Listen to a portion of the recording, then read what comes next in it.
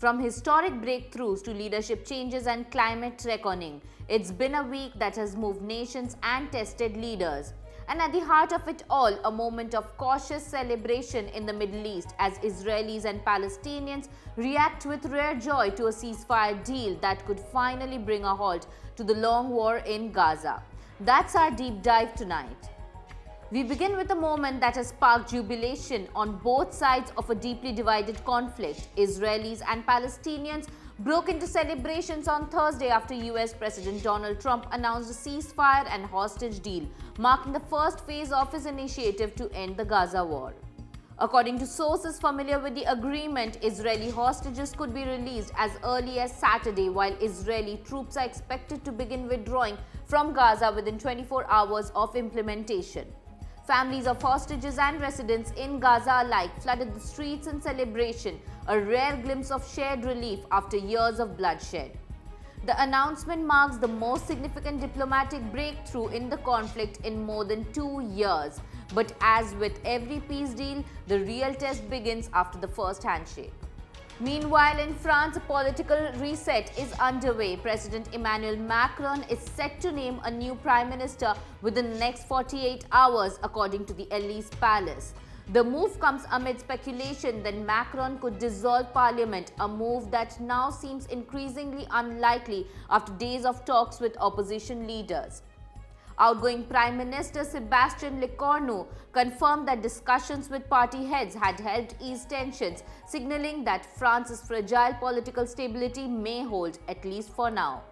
Macron's choice of successor will be crucial as France navigates inflation, protests, and declining public trust in its institutions. And in the United States, authorities have charged a 29-year-old man with starting the Palisades Fire, the most destructive wildfire in Los Angeles history. Federal investigators say the suspect allegedly started a small blaze on New Year's Day that smoldered underground for nearly a week before exploding into a massive inferno across Pacific Palisades, one of LA's most affluent neighborhoods. The fire destroyed hundreds of homes and scorched more than 14,000 acres. Officials say the man lived in the area and acted alone. He now faces multiple felony counts, including arson, resulting in death and destruction of property. Now for tonight's World in Focus deep dive, the Gaza ceasefire deal that's sending ripples across the region. After months of unrelenting violence, the world is witnessing a rare breakthrough. Following 3 days of talks in the Egyptian resort town of Sharm el-Sheikh, attended by delegations from Israel, Hamas, the United States, Qatar, Egypt, and Turkey, negotiators agreed on the first phase of President Trump's Gaza peace plan. Under this phase, Hamas will release all 20 remaining living hostages this weekend, while the remains of those killed will be handed over in later stages. In return, Israel will withdraw troops from nearly 70% of Gaza and release several hundred Palestinian prisoners.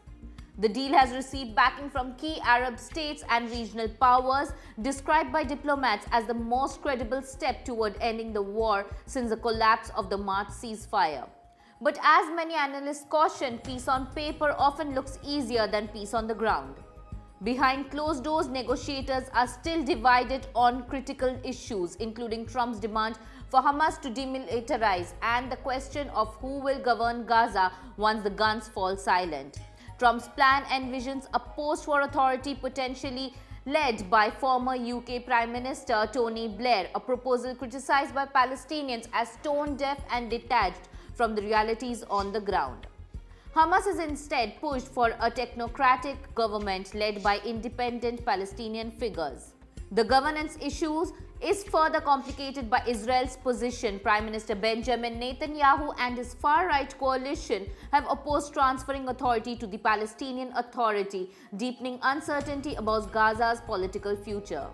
For now, implementation appears to be on track. A senior White House official reportedly said Israeli forces will begin withdrawing to agreed boundaries within 24 hours of cabinet approval, followed by Hamas releasing the hostages within a 72-hour window. Trump himself told Fox News that he expects the hostages to be freed by Monday, saying, and I quote, "They are deep, deep in the earth, but they will all be coming back." The Israel Defense Forces have confirmed preparations for the operation to receive the hostages, emphasizing that it will be handled with sensitivity and professionalism. But they also caution troops to remain alert for any potential violations. Despite the euphoria, experts warn that the road ahead remains fraught with uncertainty. There are still no clear answers on how Gaza will be rebuilt, who will govern it, or whether Hamas will survive as a political entity. So that's all in World in Focus for today. Follow the Finance 360 for more.